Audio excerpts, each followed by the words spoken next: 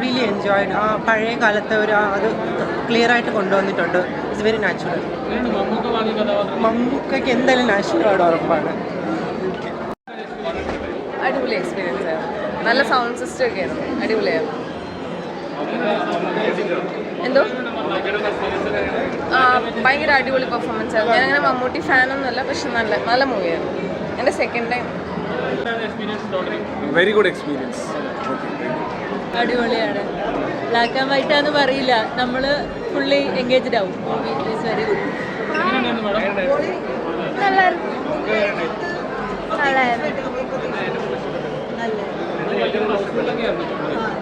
Fears ആയിരുന്നു character. ഇല്ല ഇല്ല ഇല്ല ഇല്ല പേടിയായില്ല. ഇല്ല ഇല്ല നല്ലതായിരുന്നു. അതാ ഞങ്ങൾ പറഞ്ഞത്, ബ്ലാക്ക് ആൻഡ് വൈറ്റ് ആയതുകൊണ്ട് കുറച്ചും കൂടെ നല്ലതായിരുന്നു.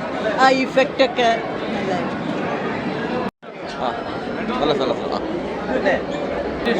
നല്ല വിഷ്വൽസ്, അടിപൊളി വിഷ്വൽസ്.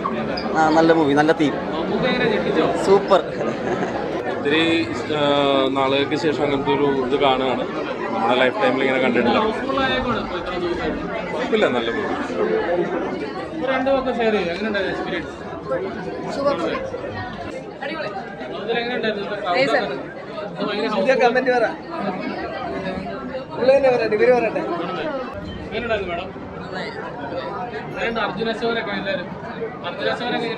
വളരെ സൂപ്പർ.